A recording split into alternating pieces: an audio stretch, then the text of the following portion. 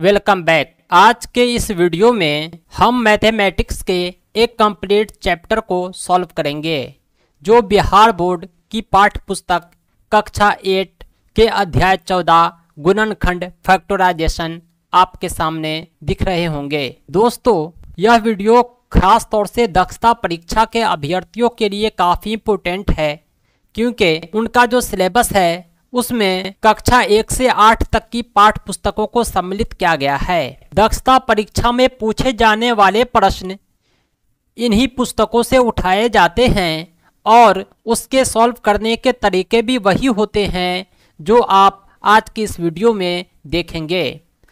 हम आपको कुछ एग्जाम्पल भी समझाएंगे, कुछ क्वेश्चन भी सॉल्व करके दिखलाएंगे।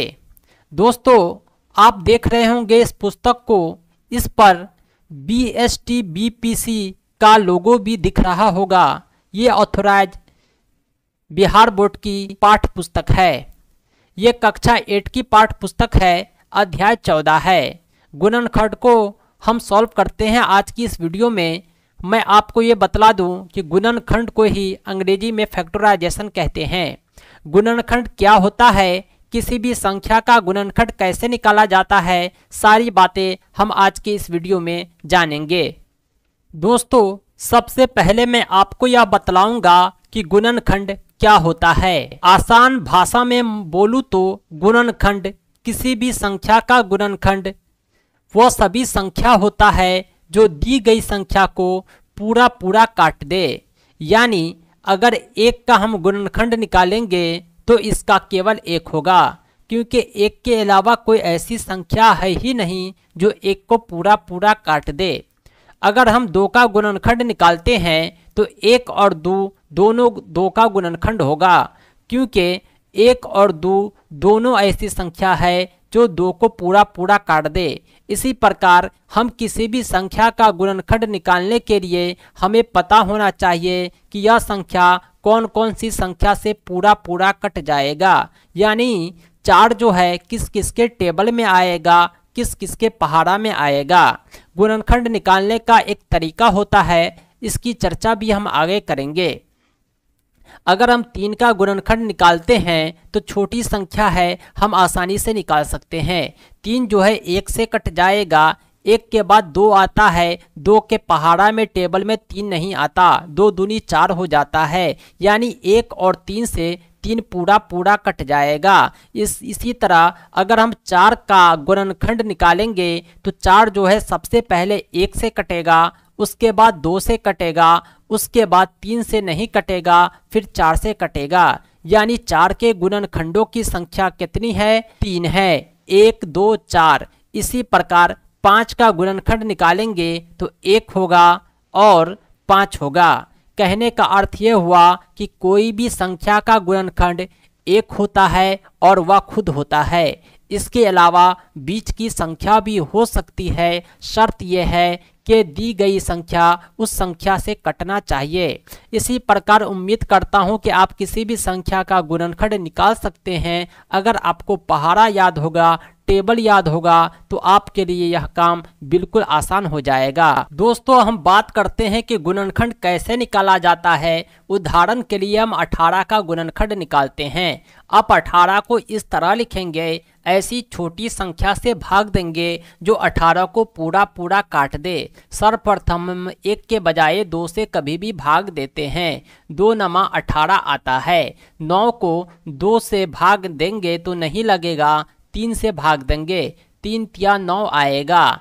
और अंत में हम 1 प्राप्त करने के लिए उसी संख्या से भाग देंगे। इस प्रकार हम सबसे पहले 18 के गुणनखंड निकालने के लिए 1 को लिखेंगे, उसके बाद 2 को लिखेंगे, उसके बाद 3 को लिखेंगे, उसके बाद इस दोनों संख्या को हम आपस में गुना कर देंगे, उसके बाद इस दोनों संख्याओं को आपस में गुना कर देंगे, उसके बाद ये जो 3 संख्या है इसको हम आपस में गुना कर देंगे, हो जाएगा 18। यानी 18 के गुणनखंड कौन कौन हैं? 1 2 3 6 9 18, ये सभी 18 के गुणनखंड हैं। अब हमको उम्मीद होगा कि आप किसी भी संख्या का गुणनखंड आसानी से निकाल सकते हैं। जब आप किसी संख्या का गुणनखंड निकाल लेंगे तो आप आसानी से पता कर पाएंगे कि सारणी में कौन ऐसी संख्या है जिसके केवल 2 गुणनखंड है। आपका उत्तर हो जाएगा 3, 5, 7। ये सब ऐसी संख्या है जिसके केवल 2 गुणनखंड है।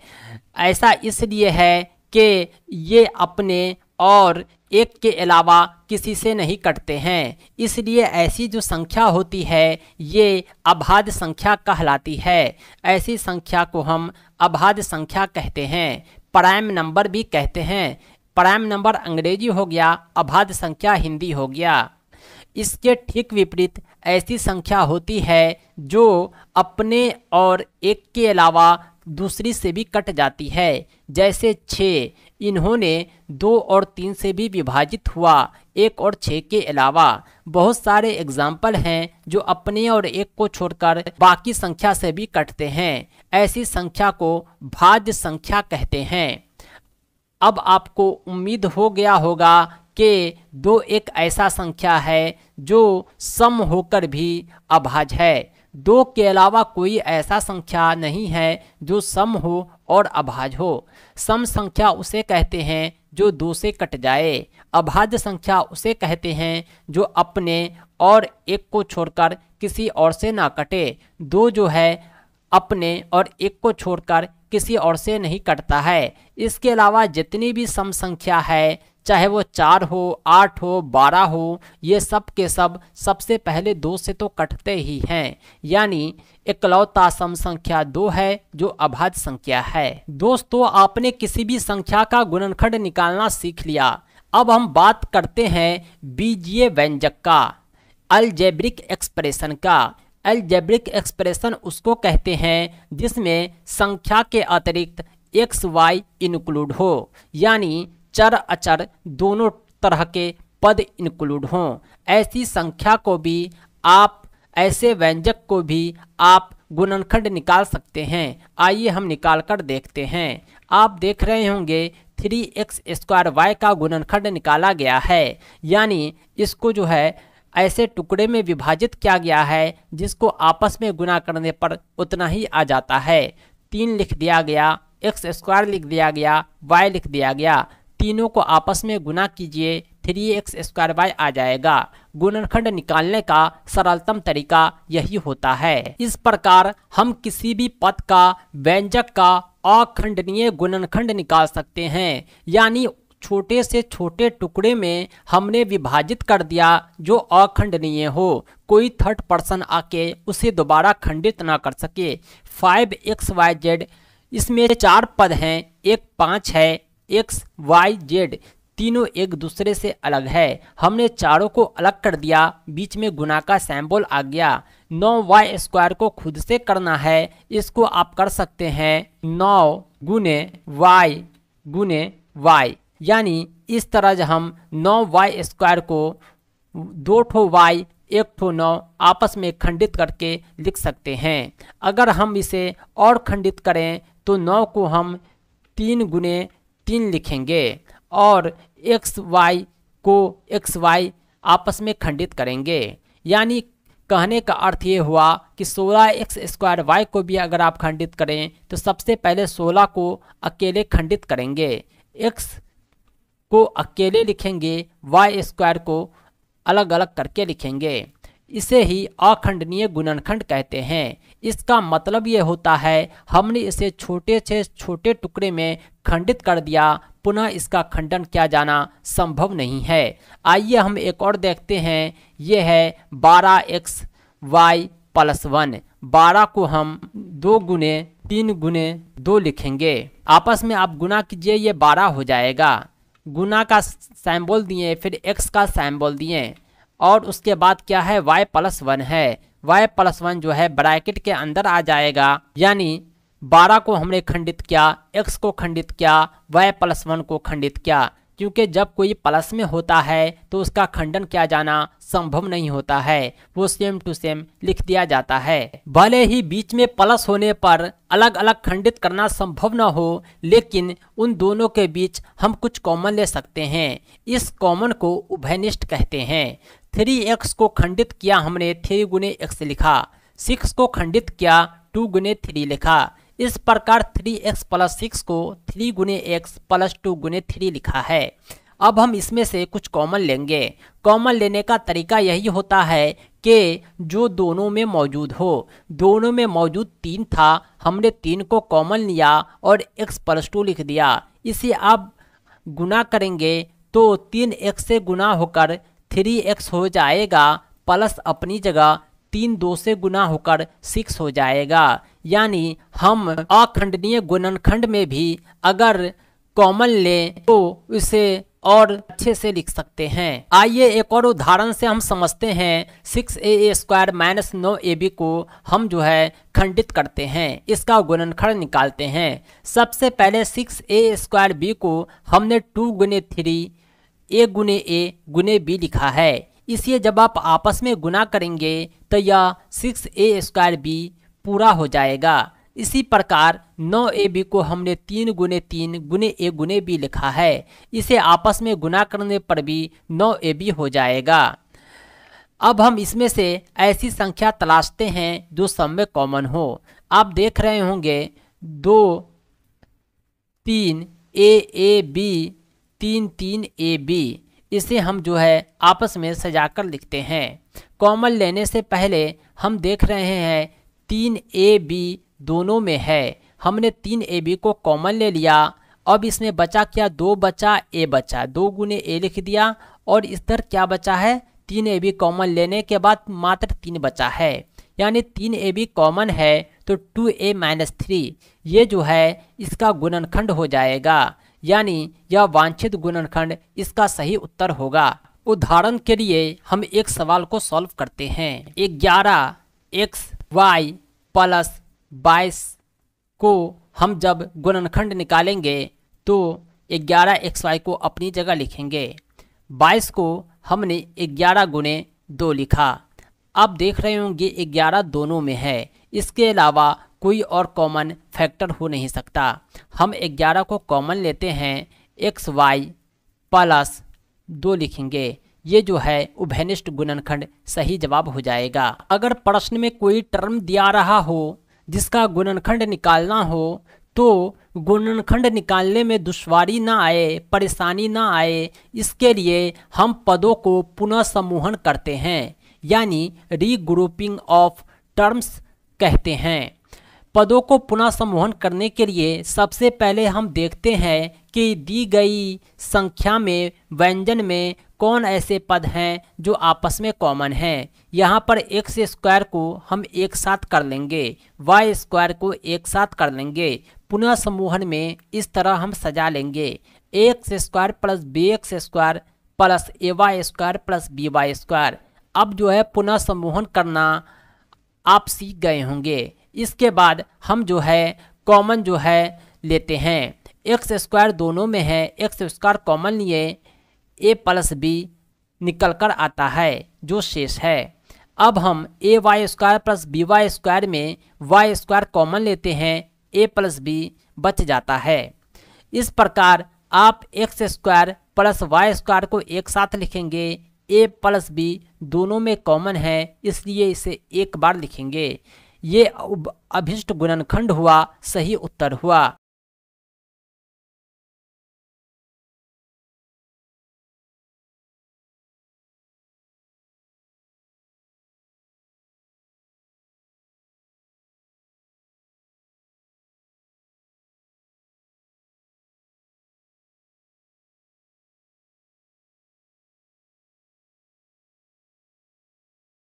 आइए इससे रिलेटेड हम कुछ क्वेश्चन सॉल्व करते हैं जो आपकी समझ को और विस्तार देगा। Find the common factor of the given terms, यानी यहाँ पर कुछ क्वेश्चन दिए हुए हैं, यहाँ आपको कॉमन फैक्टर तलाशना है, यानी उभयनिष्ठ गुणनखंड खोजना है।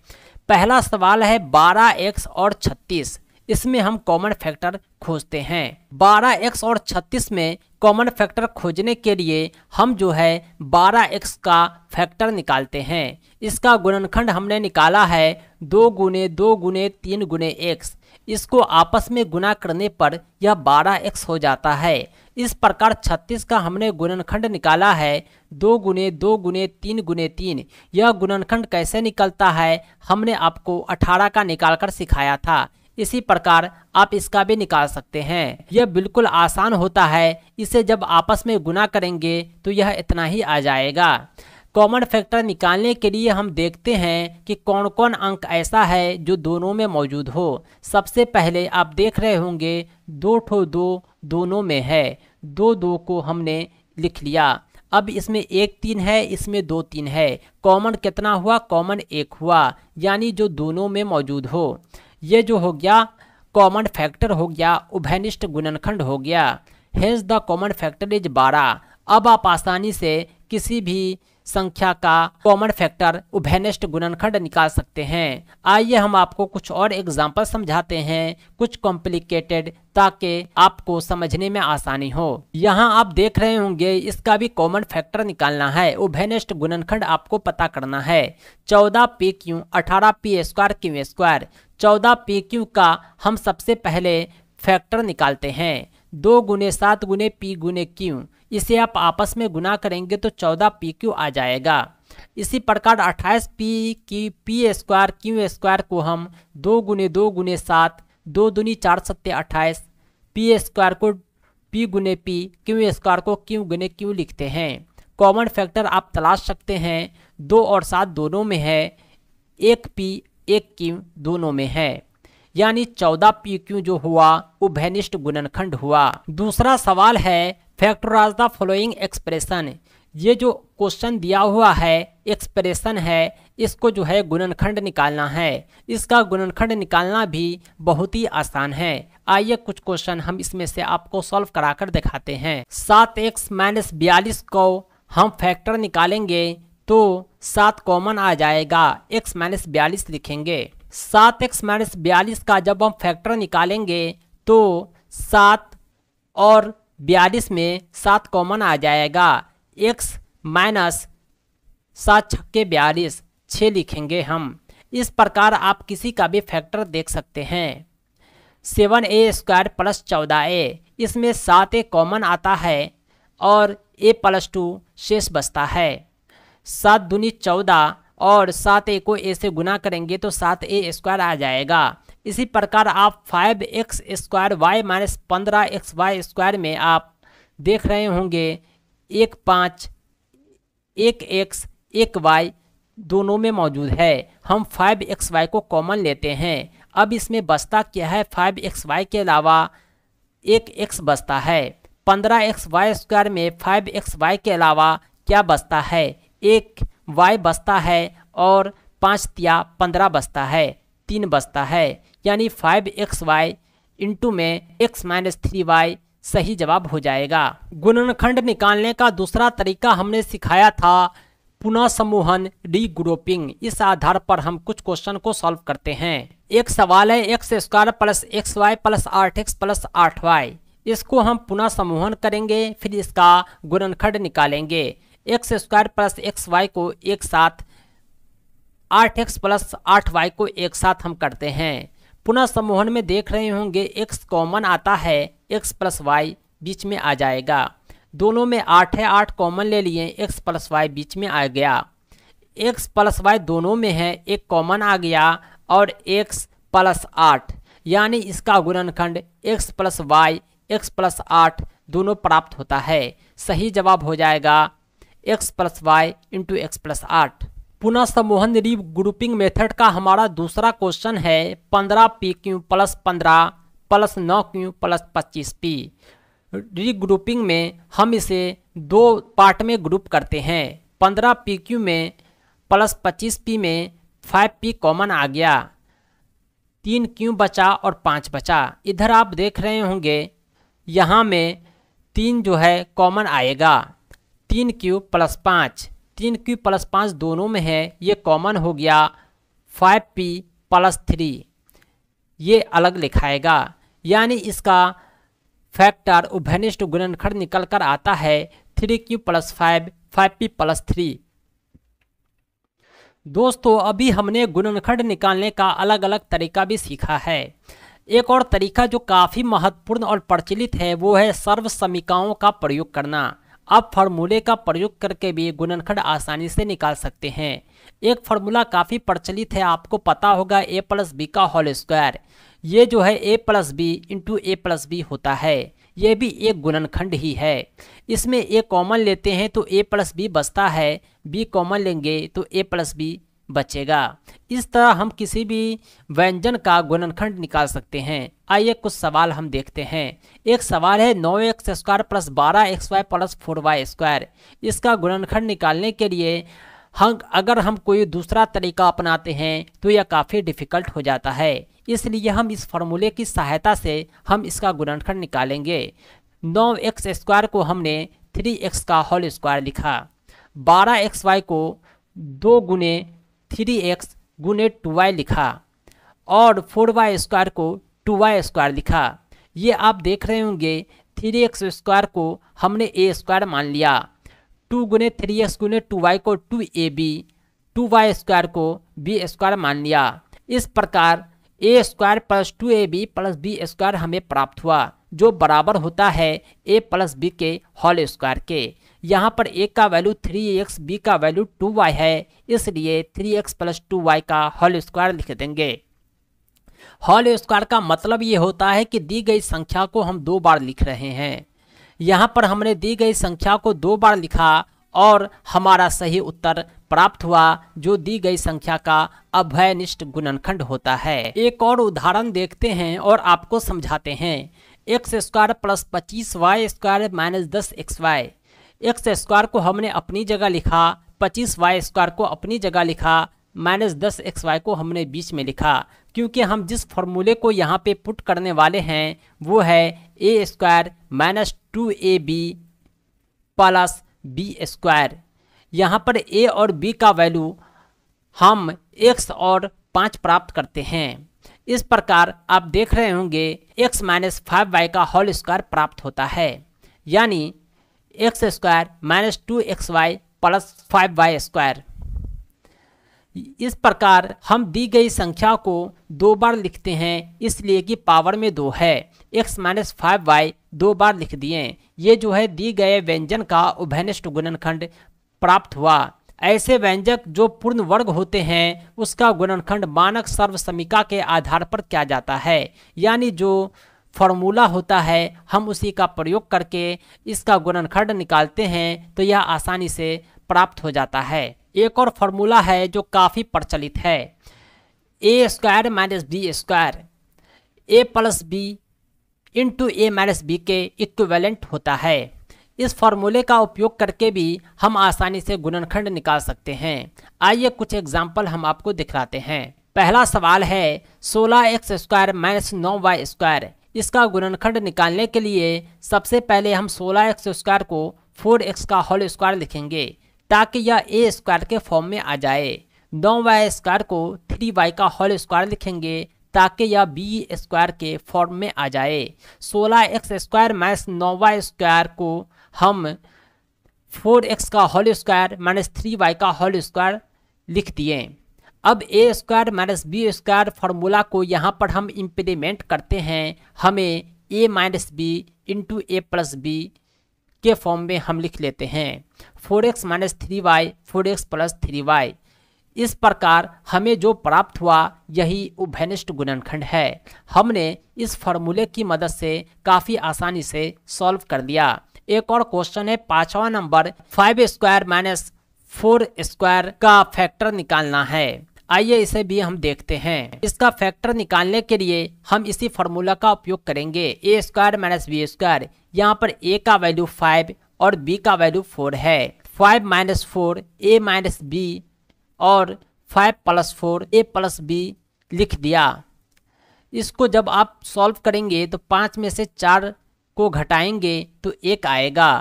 यहाँ पर ब्रैकेट है यानी गुना का निशान है। 5 को 4 में जोड़ेंगे 9 आएगा।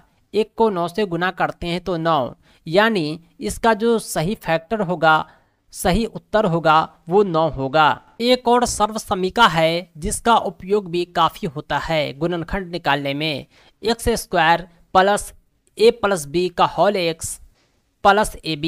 इसको हम x plus a into x plus b लिखते हैं।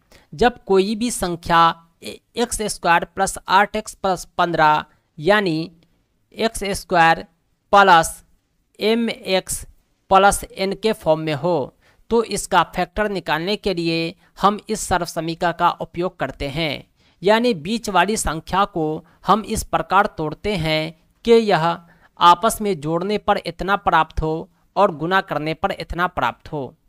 इस प्रकार हम आसानी से गुणनखंड निकाल लेते हैं। आइए कुछ एग्जाम्पल देखते हैं। इसका उभयनिष्ठ गुणनखंड निकालने के लिए हम जो है 21 को दो ऐसे टुकड़े में विभाजित करेंगे जिसे आपस में जोड़ने पर 21 प्राप्त होगा, लेकिन इसे ही जब हम गुणा करेंगे तो ये इतना आ जाएगा। 16 को 5 से आप गुणा कीजिए तो ये 80 प्राप्त होता है। इस प्रकार हम x square plus 21x plus 80 को x square plus 16 plus 5x लिखते हैं प्लस 16 गुणे 5 लिखते हैं 80 को।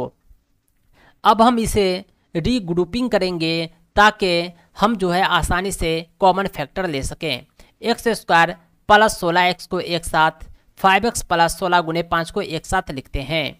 x कॉमन लेते हैं, x प्लस 16 बचता है। इधर 5 कॉमन लेते हैं, x प्लस 16 बचता है। इस प्रकार हमारा उभयनिष्ठ गुणनखंड x plus 16 into x plus 5 प्राप्त होता है। दोस्तों आज की इस कक्षा का हम लास्ट टॉपिक पढ़ने जा रहे हैं, वो है बीजीय व्यंजकों का विभाजन। जो अलजेब्रिक एक्सप्रेशन होता है उसे भी हम डिवाइड कर सकते हैं। अगर बात रहेगी 6 को 2 से डिवाइड करने की, 6 को 3 से डिवाइड करने की, तो यह काफ़ी आसान है, आप इसे आसानी से कर लेंगे। लेकिन 6x स्क्वायर को जब 2x से डिवाइड करने की बात आए तो इसे भी हम डिवाइड कर सकते हैं। 6 स्क्वायर को ऊपर लिखेंगे, 2x को नीचे लिखेंगे। इस प्रकार 2 से 2 कट जाएगा, x से x कट जाएगा, नीचे कुछ नहीं बचा, ऊपर 3 और x बचा, 3x आंसर हो जाएगा। यानी कुछ होते हैं जो एक पदीय होते हैं, कुछ व्यंजक द्विपदीय होते हैं। छोटे व्यंजकों का भाग देना आसान होता है। जैसे आप देख रहे होंगे 6x स्क्वायर y, 2x को हमने करके देख लिया। इस प्रकार बहुत सारे एग्जाम्पल ऐसे हैं जो छोटे हैं, एक पदीय हैं, उसे आप आसानी से भाग दे सकते हैं। लेकिन आपको भाग देने से पूर्व घातांक के नियम का ज्ञान होना आवश्यक है। घातांक का नियम ये कहता है कि जब कोई भाग में हो तो पावर घट जाता है, जब गुना में हो तो पावर जुट जाता है। a का पावर 4 हो, नीचे a का पावर 2 हो तो उत्तर a स्क्वायर प्राप्त होगा, क्योंकि 4 में से 2 घट गया। ये जब गुना में रहता है तो पावर जुटता है। ये जो है घातांक के नियम है, इसे आप ज़रूर याद रखेंगे। x पे पावर m बटा x पे पावर n इक्वल होता है x पे पावर m माइनस n के। एक पदीय व्यंजक का तो गुणनखंड निकालकर भाग देना काफ़ी आसान होता है, लेकिन जो बहुपद होते हैं उसे एक पदीय से भाग देने का हम तरीका सीखते हैं। यहाँ पर ऊपर जो आप देख रहे होंगे ये बहुपद हैं, इसमें 1 2 3 पद हैं, नीचे केवल एक पद हैं। इसे हम भाग देंगे। सबसे पहले 4x³ minus 6x square plus 2x का हम गुणनखंड निकालेंगे उसी तरीके का उपयोग करके, जिस तरीके का उपयोग करके हमने निकालना अभी सीखा है।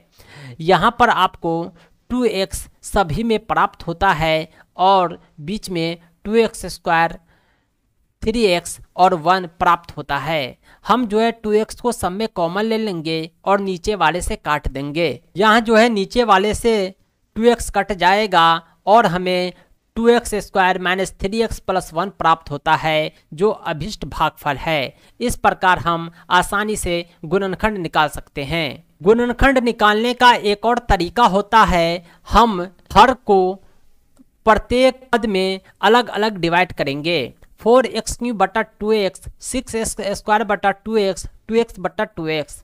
यहाँ आप 2 से 4 को 2 बार में काटेंगे। यहाँ पर x पे पावर 1 है, ऊपर में x पे पावर 3 है, यानी पावर घटकर 2 बचता है। इसी प्रकार 6 जो है 2 से कटेगा तो 3 आएगा, नीचे 1 पावर है, ऊपर 2 पावर है, 1 पावर बचता है। x से x कटा, 2 से 2 कटा, कुछ नहीं बचा, 1 बचा। यानी आपका उत्तर इस तरह भी उतना ही आता है। यानी हमने भाग देने का 2 तरीका सीखा है। आइए एक और एग्जाम्पल देखते हैं और देखते हैं कि किसी भी एक से अधिक पद को एक से अधिक पद से किस तरह डिवाइड करते हैं। सिंपली हमने ऊपर और नीचे लिख लिया, बीच में बट्टा का निशान है। दोनों को अलग अलग हम गुणनखंड निकालते हैं, उसके बाद हमें क्या प्राप्त होता है देख रहे हैं। 2x - 3y का होल स्क्वायर, नीचे 2x - 3y 2x + 3y प्राप्त होता है। यहाँ पर जो आप देख रहे होंगे 2x - 3y एक दूसरे को काट दे रहा है। ऊपर में 2x - 3y बचता है, नीचे में 2x + 3y बचता है। ये जो है सार्व गुणनखंड को काटने से हमें प्राप्त होता है जो उत्तर है। दोस्तों आज की इस वीडियो में हमने आपको गुणनखंड निकालने का कंप्लीट तरीका सिखाया है। गुणनखंड निकालकर बीजीय व्यंजकों का विभाजन भी सिखाया है। उम्मीद करता हूं कि आपके कॉन्फ्यूजन दूर हो गए होंगे और आप किसी भी प्रश्न को आसानी से सॉल्व कर लेंगे। अगर आपको समझने में कोई दिक्कत है तो कमेंट करके ज़रूर बताएं। साथ ही साथ आप हमें चैप्टर सजेस्ट करें कि आप कौन से क्लास की पाठ्य पुस्तक का कौन सा चैप्टर का सॉल्यूशन एक्सप्लेनेशन चाहते हैं। हम वीडियो बनाकर आप तक ज़रूर पहुंचाएंगे। तो दोस्तों आज के लिए इतना ही। हम फिर मिलते हैं बहुत जल्द एक नए वीडियो के साथ।